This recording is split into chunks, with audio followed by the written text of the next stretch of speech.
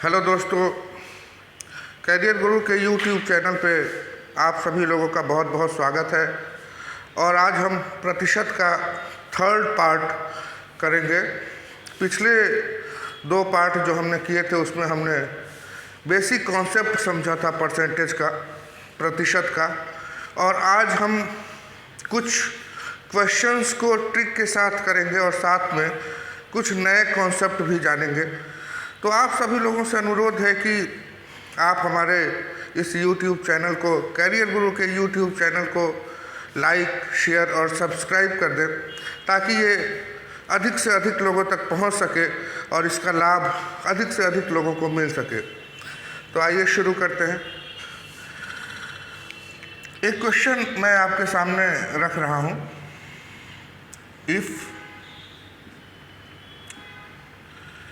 length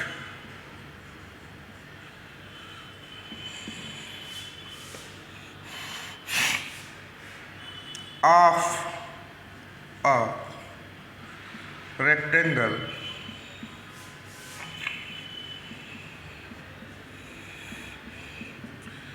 is increased by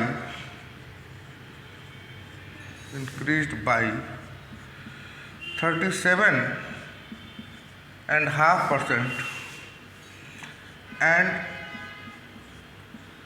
its breadth is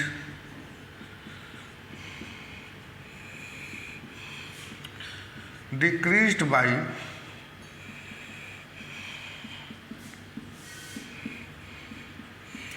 20%, then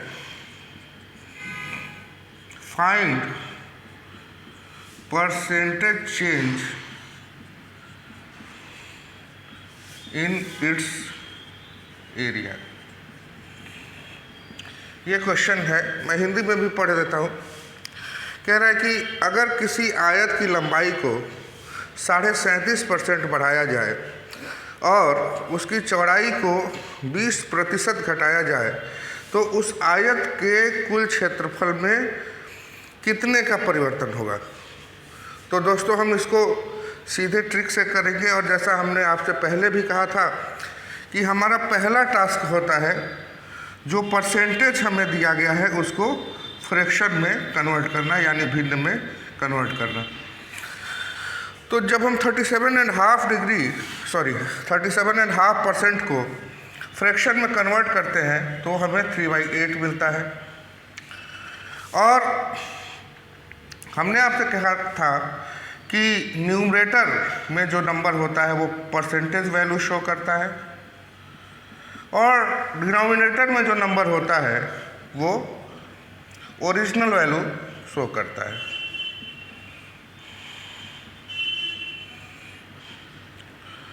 तो अगर हम ओल्ड लेंथ मान लें, क्योंकि ये लेंथ में इंक्रीज है किसमें? तो लेंथ में। तो अगर हम ओल्ड लेंथ 8 मान लें तो हमारा न्यू लेंथ क्या हो जाएगा बेटा? न्यू लेंथ हो जाएगा 8 का 37.5%, यानी 3 इंक्रीज हुआ है, बढ़ा है। तो न्यू लेंथ कितना हो जाएगा? 8 + 3 यानी 11 हो जाएगा। ऐसे ही अगर हम ब्रीड्थ की बात करें तो ब्रीड्थ जो है 20% डिक्रीज हुआ है।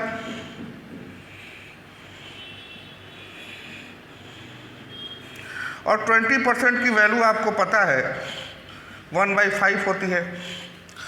यानी अगर हमारा ओल्ड ब्रीथ 5 है तो न्यू ब्रीथ कितना हो जाएगा? 5 का 20% यानी 1 घटा है, माइनस हुआ है, तो न्यू ब्रीथ हो जाएगा हमारा 4। अब यहां से आप ओल्ड एरिया निकाल सकते हैं और न्यू एरिया निकाल सकते हैं। ओल्ड एरिया कितना हुआ? 8 × 5 = 40। न्यू एरिया कितना हुआ? 11 × 4 = 44। कितने का परिवर्तन मिला हमें एरिया में? 4 का। किससे? 40 से। और परसेंटेज में कन्वर्ट करने के लिए हमें 100 से मल्टीप्लाई करना पड़ेगा। और इस तरह से 0 से 0 कट गया, 4 से 4 कट गया और हमारा आंसर 10% आ गया।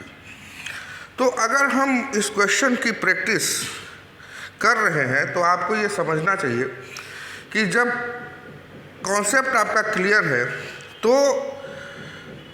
आपका बेस ये क्वेश्चन बना रहा है और आने वाले टफ सवालों को भी अगर आपका ये बेस तैयार है तो बहुत आसानी से आप कर लेंगे।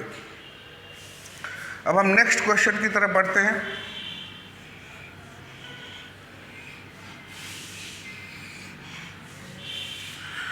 हमारा नेक्स्ट क्वेश्चन कुछ इसी तरह का है। नेक्स्ट क्वेश्चन कहता है कि if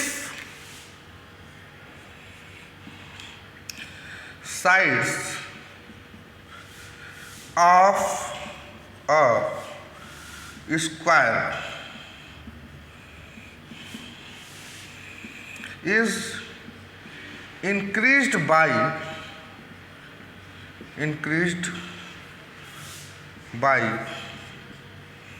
40%, then what is percentage change in its area? तो यहाँ भी हमें शुरुआत वहीं से करनी पड़ेगी। 40% स्क्वायर के साइड में बढ़ोतरी हुई है, इंक्रीज हुआ है। तो 40% को आप क्या लिख सकते हैं? 40/100। और जब हम इसको सॉल्व करते हैं तो हमें मिल जाता है 2/5। तो आपको पता है कि स्क्वायर के चारों साइड इक्वल होते हैं, बराबर होते हैं। अगर मैं ओल्ड साइड 5 मानता हूं तो न्यू साइड क्या हो जाएगा? न्यू साइड 5 का 40% यानी 2 इंक्रीज हुआ है, तो न्यू साइड 5 + 2 यानी 7 हो जाएगा। तो मेरा ओल्ड एरिया क्या हो जाएगा? 5 स्क्वायर, और 5 स्क्वायर मतलब 25। और मेरा न्यू एरिया क्या हो जाएगा? 7 स्क्वायर यानी 49। अब एरिया में कितना चेंज आपको देखने को मिल रहा है? 49 - 25 = 24। ये 24 का चेंज किस पर हुआ है? तो आप कहेंगे जो हमारा ओल्ड एरिया है 25 उस पर हुआ है। और परसेंटेज में कन्वर्ट करने के लिए आपको 100 से मल्टीप्लाई करना होगा। 25 से 100 काटेंगे, 4 टाइम्स पर डिवाइड हो जाएगा और यहाँ से हमें 96% आंसर मिल जाएगा। यानी कि जो परसेंटेज चेंज एरिया में होगा वो 96% का होगा। तो अगर आपका कॉन्सेप्ट क्लियर है तो किस तरह से आसानी से हम इस तरह के सवालों को कर पा रहे हैं ये आपको समझ में आ रहा होगा। अब हम एक नए कॉन्सेप्ट की तरफ बढ़ते हैं।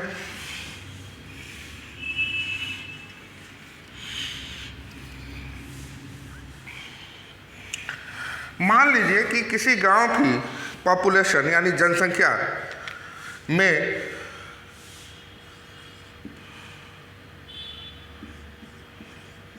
पॉपुलेशन ऑफ अ विलेज, किसी गांव की जनसंख्या में पहले साल यानी फर्स्ट ईयर में 20% का इंक्रीमेंट होता है यानी बढ़ती है, और सेकेंड ईयर में उसी गांव की जनसंख्या 25% दूसरे साल में घट जाती है। तो आपको बताना है कि इन 2 सालों में जनसंख्या में कितने परसेंट का चेंज आया। समझिएगा, आपसे पूछ रहा है कि इन 2 सालों में जनसंख्या में कितने परसेंट का चेंज आया।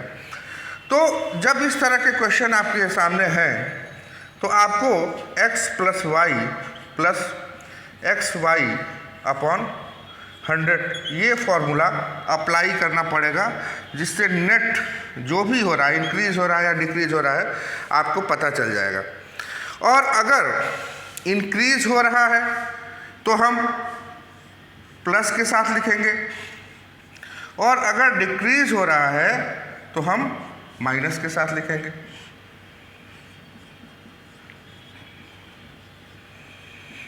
तो क्वेश्चन जैसा हमें बता रहा है कि पहले साल जनसंख्या इंक्रीज हुई है, यानी कि x की जगह आप +20 लिख देंगे। दूसरे साल जो पॉपुलेशन वो डिक्रीज हुई है, यानी -25 लिख देंगे। और x की जगह फिर आपको 20 लिखना है और y की जगह -25 लिखना है, अपॉन में 100 रहेगा ही। जब हम इसको सॉल्व करते हैं तो ये 20 हो गया, -25 माइनस और प्लस का मल्टीप्लाई माइनस, और फिर माइनस का प्लस से मल्टीप्लाई, ओवरऑल यहाँ माइनस आ जाएगा, और ये 20 × 25 अपॉन 100 आएगा। आपने 20 से इसको काटा कितने टाइम्स में? 5 टाइम्स में, और 5 से 25 को काटा 5 टाइम्स में, यानी आपको यहाँ से मिलेगा -5 और यहाँ से मिलेगा -5, यानी -10%। अब 10% माइनस के साथ आया, यानी कि ओवरऑल जो पॉपुलेशन है वो 10% घट गई है,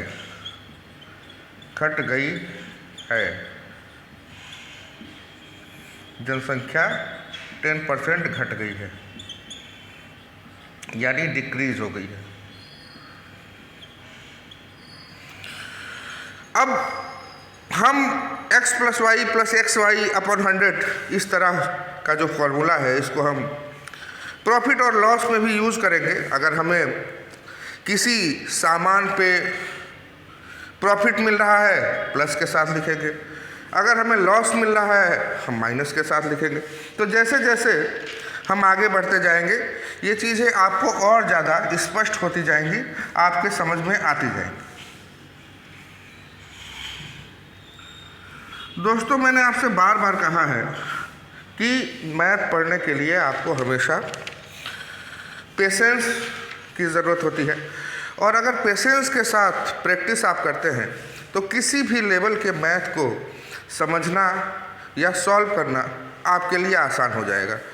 तो पेशेंस के साथ हमारे वीडियो को समझने की कोशिश कीजिए, और जितना प्रैक्टिस आप कर सकते हैं उतना प्रैक्टिस कीजिए, क्योंकि मैथ को सीखने का यही एक तरीका है। और हम आपसे अपने YouTube चैनल को फिर से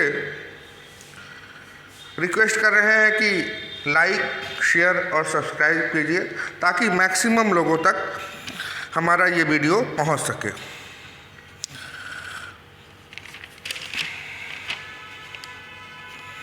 एक क्वेश्चन हम करते हैं, देखिएगा। When 75% of a number is added to 75, the result is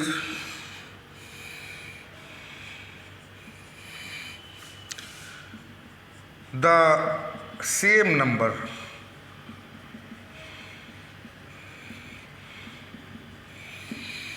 find the number. बहुत अच्छा क्वेश्चन है,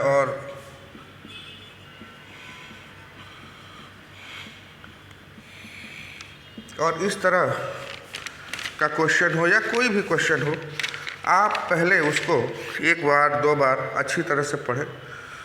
अगर क्वेश्चन को आपने समझ लिया तो सॉल्व करने में मुश्किल से 10 सेकेंड से 20 सेकेंड लगेंगे, इससे ज़्यादा टाइम नहीं लगने वाला है। कह रहा है when 75% of a number is added to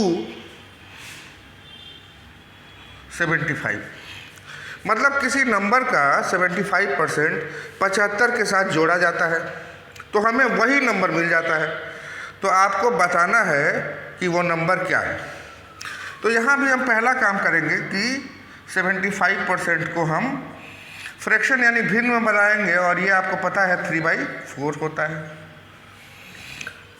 आप हमारे पिछले वीडियो को देख सकते हैं, अगर 75% इज इक्वल टू 3/4 कैसे हुआ, नहीं समझ में आ रहा है तो अब हमने मान लिया कि नंबर जो है x है, let number is equal to x। अब 3/4 ऑफ किसका, x का, कितना होगा 3/4 x होगा। क्वेश्चन के अकॉर्डिंग आपसे कह रहा है कि जब हम 3/4 x में 75 ऐड करते हैं तो हमें पुराना नंबर यानी x ही मिलता है। तो ये इक्वेशन बन गया हमारा। अब हम इसको आसानी के साथ सॉल्व कर सकते हैं। आपको याद रखना चाहिए कि कभी भी अगर डिनोमिनेटर बड़ा है न्यूमरेटर से तो वैल्यू 1 से कम आएगी।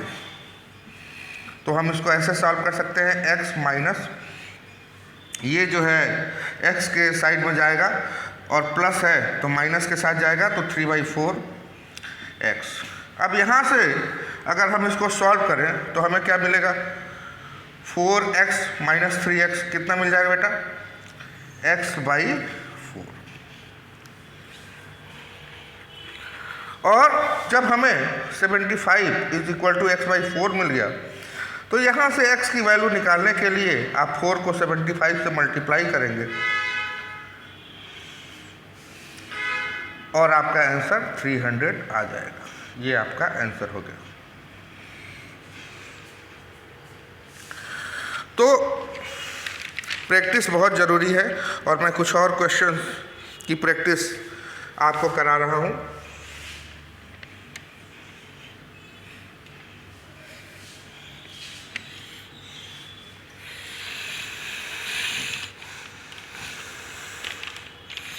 अगले क्वेश्चन में कहता है कि एज मतलब ए की सैलरी इज 40% ऑफ बीज सैलरी। कह रहा है कि ए की जो सैलरी है वो बी की सैलरी का 40% है एंड बीज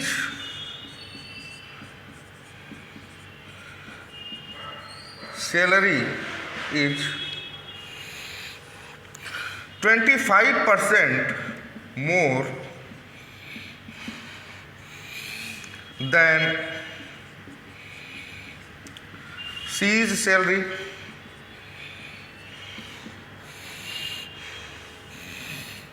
तो आपको बताना है by how much percentage, by how much percentage C's salary is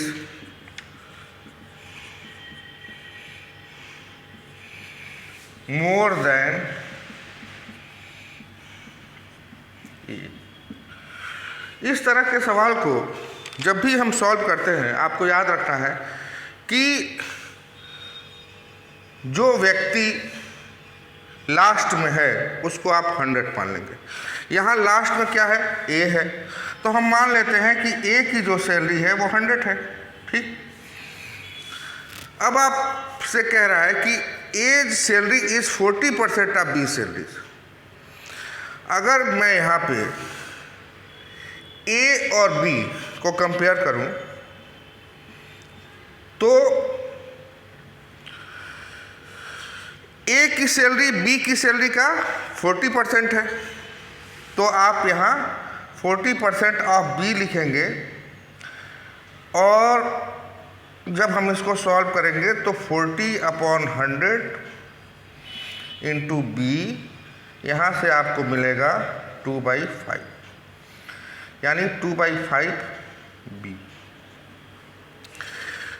अब आपसे आगे कह रहा है, और यहाँ से अगर चाहें तो जब आपने ए की सैलरी मान ही ली है तो आप बी की सैलरी निकाल सकते हैं। हाँ, यहाँ 100 रखिए, 100 रखिए, और यहाँ से जब हमने बी की सैलरी निकाला तो हमें मिला 100 इंटू 5/2। इससे ये डिवाइड हो गया 50 टाइम्स में, और 250 हमें सैलरी मिल गई बी की।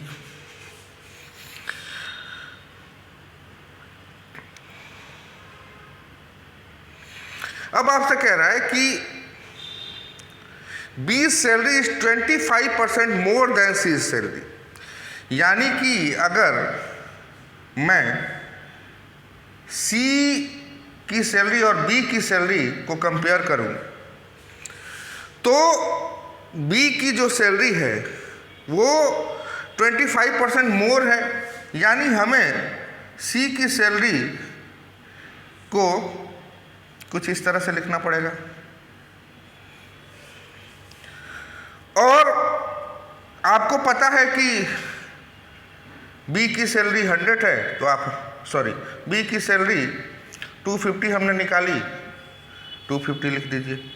यहाँ से जब हमने इसको सॉल्व किया तो 5/4 मिला, यानी 5/4 सी इज इक्वल टू 250, यानी सी इज इक्वल टू 250 इंटू 4/5। जब आप इसको डिवाइड करेंगे 5 से तो आपको 50 मिलेगा, और यहाँ से ये 200 मिल जाएगा, यानी कि सी की सैलरी हमें 200 मिली। कह रहा है कि सी की सैलरी ए की सैलरी से कितने % अधिक है, नंबर में कितना अधिक है। ए की सैलरी हमें 100 मिली है, बी की सैलरी 250 मिली है, और सी की सैलरी 200 मिली है। अगर हम 200 में से 100 को माइनस करें तो हमें पता चल रहा है कि सी की सैलरी 100 ज़्यादा है किससे, ए की सैलरी से। किससे ज़्यादा है, तो ए की ही सैलरी से ज़्यादा है, यानी नीचे भी 100 आएगा। और जब हमें परसेंटेज में कन्वर्ट करना है तो 100 से मल्टीप्लाई करेंगे, यहाँ से 1 कट जाएगा, सीधे हमारा आंसर आ जाएगा 100%। ये हमारा आंसर। तो बहुत आसानी से इस तरह के सवालों को आप सॉल्व कर सकते हैं। अब हम अगले क्वेश्चन की तरफ बढ़ते हैं।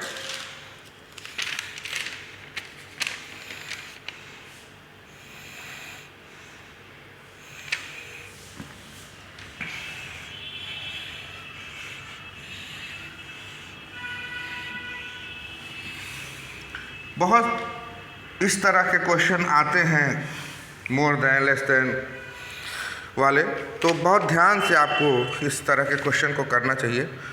अगला क्वेश्चन है, if A's income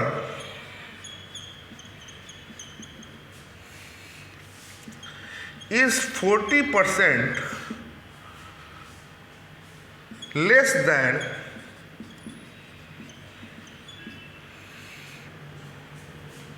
that of B, how much percent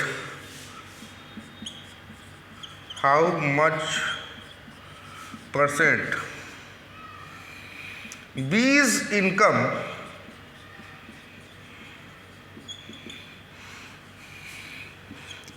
is more than that of A। अब पिछले सवाल को आपने आसानी से समझ लिया है, तो इस तरह के सवालों को अब सॉल्व करने में आपको कोई प्रॉब्लम नहीं आने वाली है। कह रहा है कि ए की आमदनी जो है वो बी की आमदनी से 40% कम है, तो आपको बताना है कि बी की आमदनी ए की आमदनी से कितने % अधिक है। तो अगर हम मान लें कि पहले हम a is equal to B कर लेंगे। अब a is equal to B बनाने के लिए b को हमें कितना रिड्यूस करना पड़ेगा, कितना कम करना पड़ेगा, 40% करना पड़ेगा। यानी कि बचेगा कितना, 60%, और 60% मतलब 60/100। तो a और b में रिलेशन हमें इस तरह से मिल गया। जब हम इसको डिवाइड करते हैं तो हमें मिलता है 3/5। अगर हम लेटर को एक साइड में लाएं यानी a/b कर दें तो हमें 3/5 मिलेगा। यहाँ से आपको याद रखना है कि जब भी इस तरह का इक्वेशन बन जाए तो सामने वाले की वैल्यू हम सामने वाली मानेंगे। यहाँ से आप देख पा रहे हैं कि b की इनकम a से कितनी अधिक है, नंबर में 2 अधिक है।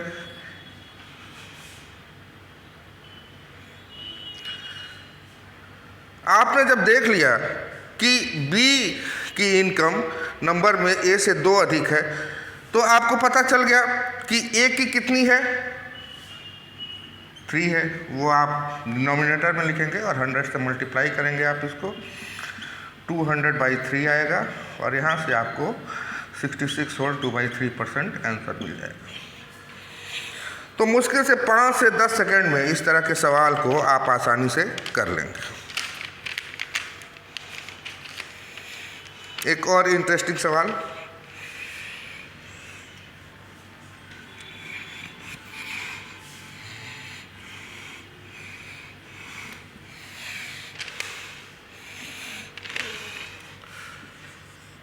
%, of which number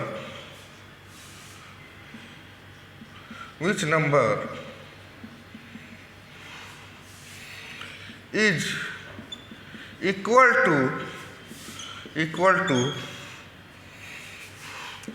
12% of 75। अब देखिए इस तरह के सवाल में तो आपको कुछ करना ही नहीं है, आप नंबर x मानिए और x का 18% कर दीजिए। 18% of x is equal to 12% of 75। बस इसको आप सॉल्व कर लीजिए। 18/100 into x is equal to 12/100 into 75। 100 से 100 डिवाइड हो गया, 6 से ये डिवाइड हो जाएगा 3 टाइम्स में, ये 2 टाइम्स में डिवाइड हो गया। x की वैल्यू हमें निकालनी है तो 2 इंटू 75 तो इधर रहेगा ही, 3 नीचे आ जाएगा और 3 जब इसको डिवाइड करेगा तो हमें 25 मिलेगा और यहाँ से x की वैल्यू हमें 50 मिल जाएगी और यही हमारा आंसर है। देखिए कितनी आसानी से आप कितने कम समय में, अगर आपकी प्रैक्टिस हो रही है तो इस तरह के क्वेश्चन को कर पा रहे हैं। और जब आप प्रैक्टिस करते रहेंगे, आप क्वेश्चन को बहुत कम समय में 20 सेकंड में 30 सेकंड में सॉल्व करने लगेंगे तो आपको खुद ही लगने लगेगा कि अब हम तैयार हैं किसी भी तरह के कंपटीशन को क्वालिफाई करने के लिए। एक और काफ़ी अच्छा क्वेश्चन है, देखते हैं। कह रहा है कि P is 6 times large as Q। P जो है वो Q से 6 गुना है। आपको परसेंट बताना है, find percent that Q is less than P। तो आपको पहले P is equal to Q रखना है। अब इसमें आप मुझे बताइए कि बड़ा कौन है, P बड़ा है। किससे बड़ा है, Q से, यानी Q छोटा हुआ। अगर हमें इन दोनों को बराबर करना है तो 6 गुना बढ़ाना पड़ेगा Q को, क्योंकि Q तो छोटा है। यहाँ से जब हम इन दोनों में रिलेशन निकालते हैं तो P/Q इज इक्वल टू 6/1 हो जाएगा। और हमने आपको कहा कि सामने वाले की वैल्यू सामने वाली माननी है। अब आपसे कह रहा है कि कितना परसेंट Q जो है वो P से छोटा है। यहाँ नंबर में कितना छोटा है, 5 छोटा है। किससे छोटा है बेटा, P से।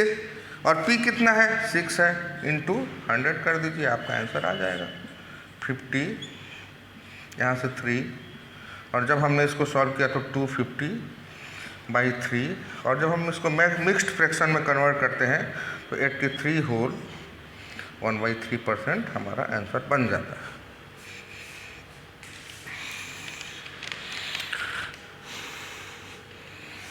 ठीक है, अब 2 क्वेश्चन और करेंगे और इस वीडियो को यहीं पे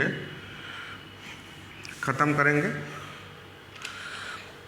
सेकेंड लास्ट जो क्वेश्चन है हमारा है कि two candidates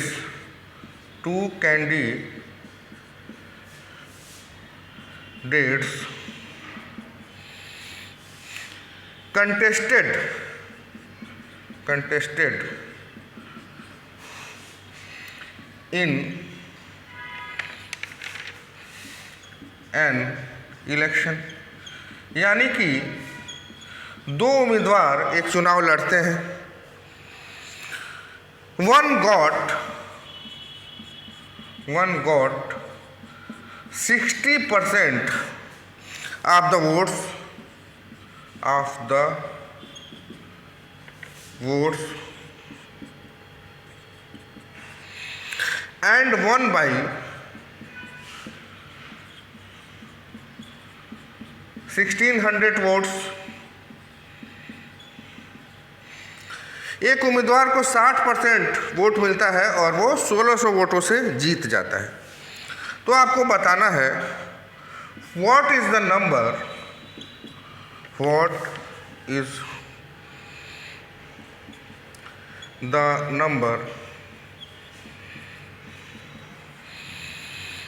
of the votes polled। तो कितने वोट पड़े, मतलब नंबर में आपको बताना है कि कितने वोट पड़े। तो जब भी आप इस तरह के सवाल को करेंगे तो आपको अगर एक कैंडिडेट दिया होगा और उसने 60% वोट पाया होगा तो दूसरा कैंडिडेट कितना परसेंट वोट पाएगा। आपको हमेशा याद रखना है कि वोट की जो पोलिंग होगी हमें 100% माननी है, यानी 100% में से ही किसी कैंडिडेट ने 60% पाया होगा। अगर फर्स्ट कैंडिडेट 60% पाता है तो सेकेंड कैंडिडेट कितना पाएगा 40%। 100 - 60 करने पे 40% मिलेगा, और जो 60% पाया वो इलेक्शन जीत गया।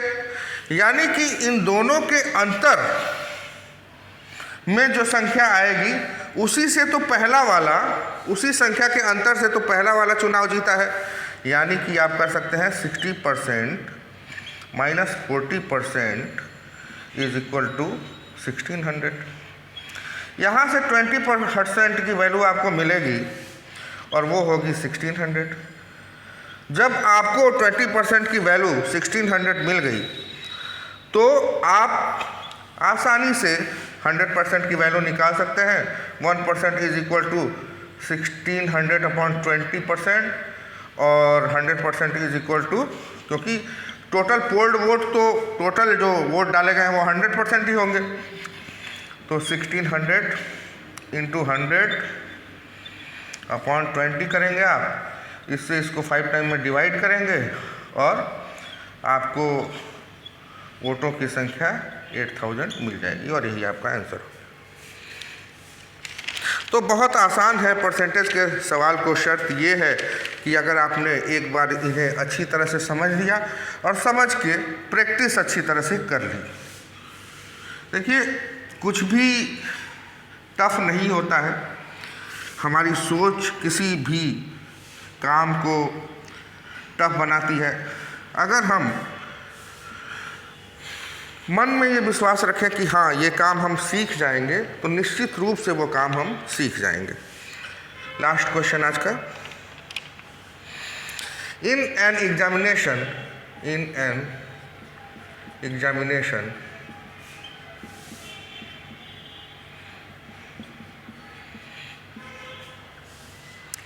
a candidate a candidate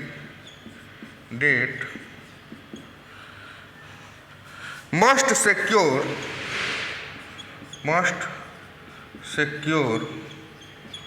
40% marks to pass। कह रहा है कि किसी एग्ज़ाम में एक उम्मीदवार को पास होने के लिए 40% टोटल नंबर का मिलना चाहिए। आगे कहता है कि अ कैंडिडेट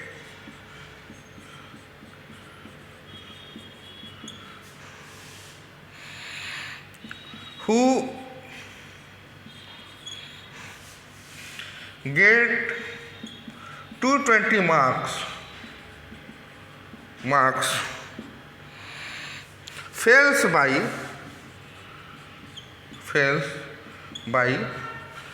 20 marks। तो आपको बताना है कि find the maximum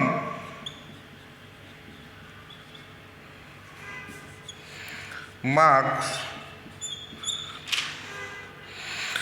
for the examination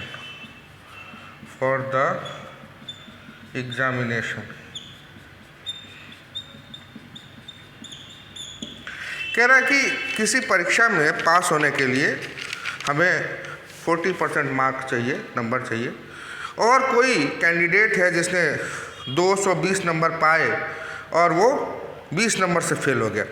तो आपको बताना है कि परीक्षा के टोटल मार्क्स यानी नंबर कितने थे। तो इस क्वेश्चन को हम ऐसे करेंगे, 40% तो उसे पास होने के लिए चाहिए थे, ठीक। अब ये 40% कैसे हम इक्वल करेंगे जो नंबर हमें दिया गया है उस कैंडिडेट का, उससे 40% तो पास करने के लिए चाहिए थे, लेकिन उस कैंडिडेट ने पाया 220 यानी 220। अगर वो 20 नंबर पा लेता तो पास हो जाता, यानी अगर हम 20 जोड़ दें इसमें तो बताइए ये 40% टोटल इसके बराबर हो जाएगा कि नहीं? बिल्कुल हो जाएगा। और आप कहेंगे 40% इज इक्वल टू 240। हमने आपसे हमेशा कहा है कि नंबर को आप जो मैक्सिमम नंबर होगा, जो टोटल नंबर होगा 100% मानेंगे। तो यहाँ से 1 की वैल्यू निकालेंगे आप, 240/40 आएगा। और जब आप इसको सॉल्व करेंगे और 100% की वैल्यू निकालेंगे तो आपको मिलेगा 240/40 इंटू 100। 0 से 0 डिवाइड हुआ, 4 से 24 डिवाइड हुआ 6 टाइम्स में, और 6 इंटू 100 हमें दे देगा 600। यानी हमारा आंसर होगा 600 नंबर टोटल थे। तो उम्मीद है कि ये वीडियो और हमारे पिछले वीडियो भी आपको अच्छे लगे होंगे, और हम जल्दी ही अपने नए वीडियो को लेके आपके सामने फिर से हाजिर होंगे। धन्यवाद, बाय बाय।